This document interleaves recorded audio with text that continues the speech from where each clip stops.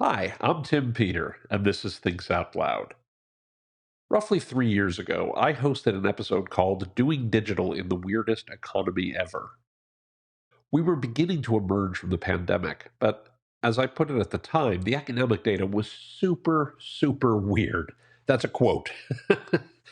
I continued by noting it's not just that the economy is bad, though. There are parts of it that very much are. It's also that it's really, really strange. Okay, so now fast forward to March of 2025, excuse me, April of 2025. And well, things are kind of bizarre again. For instance, the National Federation of Independent Businesses issued its Small Business Economic Trends report for March 2025. And their top line comment said this is a quote: the implementation of new policy priorities has heightened the level of uncertainty among small business owners over the past few months. Small business owners have scaled back expectations on sales growth as they better understand how these rearrangements might impact them. What's been happening, and you're undoubtedly aware, is that over the last couple of months, the new administration has enacted some significant tariffs on Canada and Mexico. And then, as you again probably know, over the last week, we've had those relatively few tariffs, then massive tariffs on the entire world, including an island populated entirely by penguins. Except then, by the end of the day yesterday, those tariffs were on hold for 90 days, replaced by 10% pet tariffs on everybody. No word about how the penguins feel. None of this, for lack of a better word, is normal. And all of it affects your ability to find, engage, and convert traffic to customers. What you need right now is a plan. Now, I'm not an economist. I'm very lucky that I work with some economists at the conference board who've helped me be smarter about some of these topics. But today's show is not going to be about economics or the economy. It's about marketing, e commerce, and customer acquisition. That's what I do. I'm also not going to get into the political side of this, other than to say that this level of uncertainty makes our jobs as marketers, e commerce, and customer acquisition professionals much, much harder. So, what should you do about the current situation as a marketing or e commerce professional? What can you do? This is Thinks Out Loud, episode 456.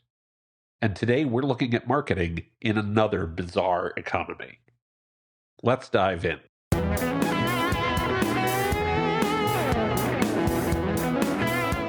So, how do you do marketing in another bizarre economy?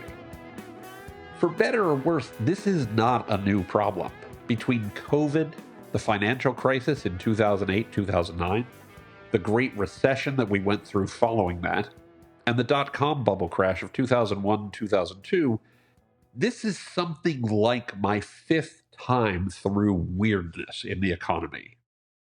And there are some key lessons we've learned again and again from these situations that you can apply when marketing your business. One quick note today, I'm going to talk pretty much exclusively about the US economy. This is already a massive topic. I cannot realistically address any differences that might matter in other countries. Most of the discussion will be relevant no matter where you work or live. Just be aware that my data and some resources are necessarily going to be US centric. The other thing today's show isn't is any kind of advice about the stock market. If you're trying to time the market based on anything you hear from me, that is on you. Really don't do that, okay? We good? All right, good. That out of the way, there are 10 things I want you to think about when marketing in tough times. And I want to start with a somewhat long excerpt from a prior episode where I stated first, be a possibilist. I happen constitutionally to be somebody who tends to look on the bright side of things. Not because I'm not a realist, and not because I'm an optimist in any extreme sense of the word. What I am is what Hans Rosling refers to in his book Thoughtfulness, a possibilist. I try to see the possibilities that exist right now while also acknowledging the reality of where we are. And one tangible possibility that exists where we are right now is that times like these are when you get good at what you do. That's was something I said 5 years ago. I continued by noting I have joked for a long time that I used to be the best digital marketer in history. It's true. Everything I did worked spectacularly. When was this? Oh, it was 2002 to 2008, when of course everything I did worked. Of course, it's easy to have everything work when everything's going spectacularly well. It's not that hard. Times like these are when you actually learn how to get good at what you do, because times like these are when it's actually hard. I said at the time, if you're a bodybuilder and you're only lifting very, very, very light weights every time you lift, you're probably not going to build a whole lot of muscle. You're probably not going to get stronger. But if you have to lift really heavy weights at least some of the time, that's going to make you stronger than when you're just lifting a very light weight all of the time. So keep that in mind all throughout this. Don't think about this time as a struggle, but as the time when you're going to build muscle and get stronger for the long term. How can you do that? Let's go through them. One, as much as possible, do not cut your marketing activity. I see people make this mistake again and again. Study after study after study shows that companies that market through recessions or other slowdowns generally outperform companies that shut down their marketing or scale back their marketing significantly. Think about it. Now is when you need marketing most. Now is when your customers have tougher decisions ahead of them. Now is when you stand to gain or lose the most relative to the market as a whole. Why would you choose now to stop talking with and listening to your customers? That simply doesn't make any sense. Yes, you need to be more focused in your marketing. Yes, you need to be smart with your budget. You need to make sure you can keep your doors open. That's true. This now is a definite core and explore moment where you double down hard on the areas that work and conduct small tests of new ideas and areas. It's also a time when you need to be more creative to find new channels, new customer segments, and new markets to sell to. Doing anything else could be the difference between keeping your doors open or not. You want to be creative. And speaking of creativity, it leads to our second thing you want to do, and that is sell the destination first. And I'm putting that one in air quotes. This is borrowed from the hospitality and travel industry. What I mean by it is that you need to make people understand why what you offer is worth considering in the first place. And what I mean by what you offer, I don't just mean your specific product or service, I mean the entire category of products and services in which you operate. In travel or hospitality, I can't get you to choose my beach resort if you're thinking of going skiing. I have to sell you first on the idea of going to the beach at all. Then I can sell you my resort. The same is true across other industries. If you think about it, the most common choice customers will make is to do nothing. Inertia is your biggest competitor. If your customers are thinking about getting by with what they already have or what they already know, it's incredibly hard to sell them your specific product or service. You have to you have to get them to consider buying anything, the kinds of solutions you offer generally, before you can begin to sell them what you actually want them to buy, which is your product or service. So sell the destination. The third thing you need to do is don't discount recklessly. It's a fallacy that discounting drives demand. What it does do is hurt your bottom line and make it harder for you to raise prices in the future. Running a race to zero with your competitors is a race that you can never win. Don't run it. Evidence from past recessions and other tough economic periods we've lived through has shown that folks who managed pricing effectively during difficult times made more money both during the problem and after the economy normalized. It doesn't mean you don't want to test interesting ideas, but there are three things you can do that aren't just straight slashing your prices. The first is to offer customers different way to pay. Think things like buy now or pay later or layaway or installment payments, that kind of thing. That works for B2C and B2B. Work out different payment plans that work for your customers versus simply offering them a discount. The second is different offerings. Think instead of slashing prices, think about value adds or value minuses. Sometimes I call them value unders. What can you layer onto your product or take away from it to provide greater value without changing the base price of your existing products and services? I have a podcast episode I will link to in the show notes called The Lost Art of Value Adds that I would encourage you to check out there. And then the third way to price differently is think about different customers. Maybe you offer a specific discount to best customers or new customers or some other market segment that makes sense. As long as you can make it clear to those segments why this is a limited time offer to some distinct group, that usually doesn't have long-term effects on your pricing. So it's something you can do and test and have great success with. Next, automate everything you can that makes sense. What, you thought there wouldn't be an AI angle here? I mean, what good are these tools, are these artificial intelligence tools, if we can't put them to work when we need them the most? AI is a useful tool. It can help you brainstorm strategy and tactics for connecting with your customers during challenging times like these. You can test sales coaching tools or predictive modeling for pricing. You can test Google and Meta's automated ad tools and a host of other AI and automation tools to help you reach your customers faster, cheaper, and better. Now is a perfect time to pick a few ideas and try to put AI to work to grow your business. Now is the time you want to make these tools work for you. Because if you learn how to do it now, you're just going to be in a much better position later. The fifth thing you can do is partner with others in your market.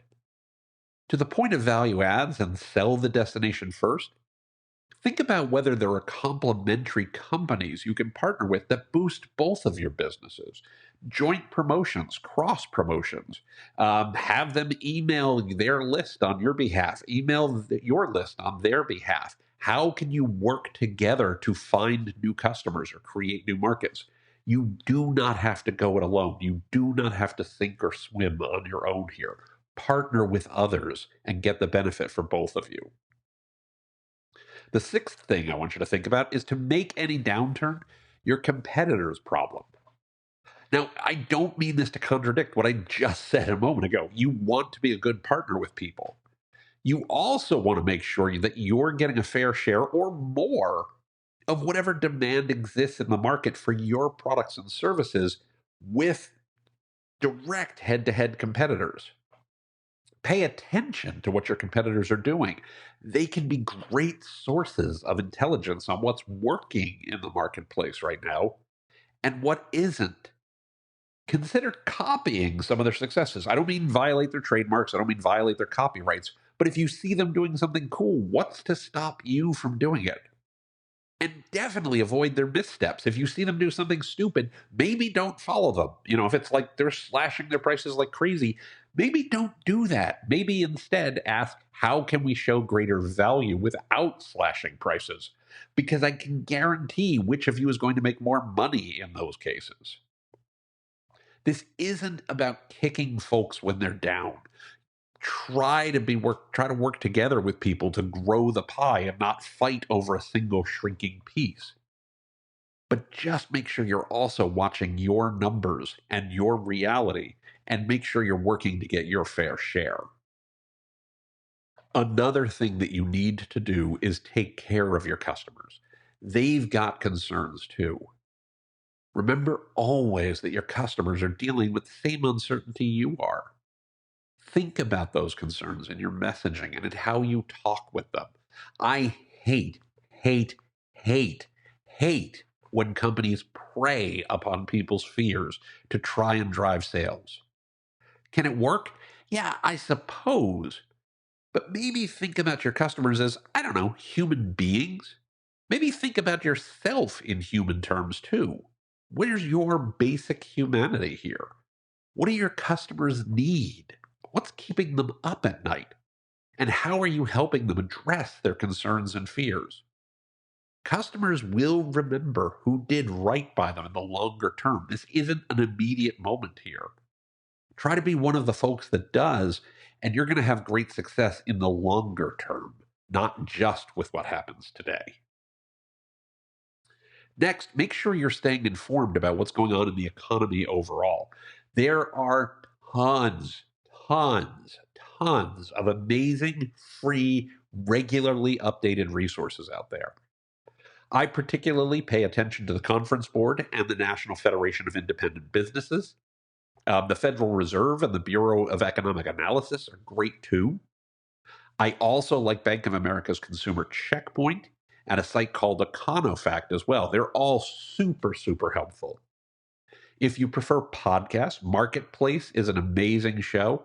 And there are just loads of other resources out there that I'll post links to in the show notes that can help you make sense of what's going on with the economy at large.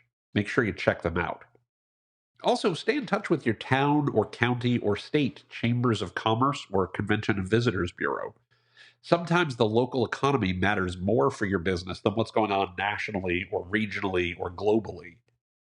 Your local chamber of commerce or your CVB can provide you insights you may not get anywhere else. So make sure you're giving them a chance. Finally, this is my last point. Don't be afraid to call your congresspeople or senators and ask them to help. This isn't about politics. I do not get into politics on this show. This is about policy that affects your business and your life. It doesn't matter which side of the aisle those folks are on. This is about saving your livelihood. It's these Congress critters' job to represent our interests. And they can only do that if they know what your interests are, if they hear from you directly. So don't hesitate to give them a shout and let them know what you think. So yes, we're in a bizarre economy, but you can succeed no matter what. Remember, 1, as much as possible, don't cut your marketing activity. 2, sell the destination first. 3, don't discount recklessly. 4, automate everything you can that makes sense. 5, partner with others in your market. 6, make any downturn your competitor's problem. 7, take care of your customers. They've got concerns too.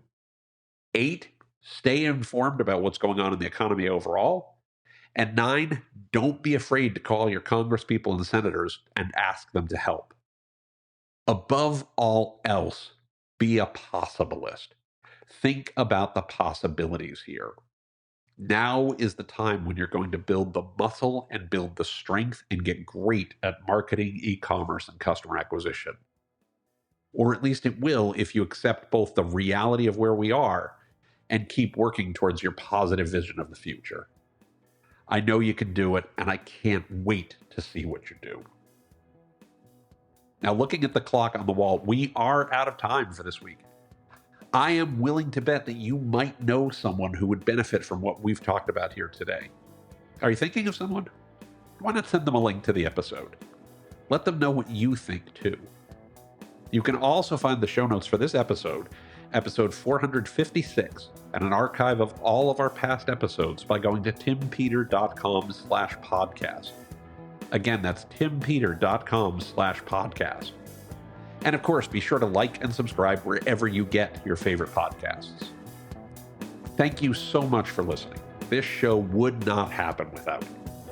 We'll be back with a new episode next week. And until then, please be well, be safe, and as the saying goes, be excellent to each other.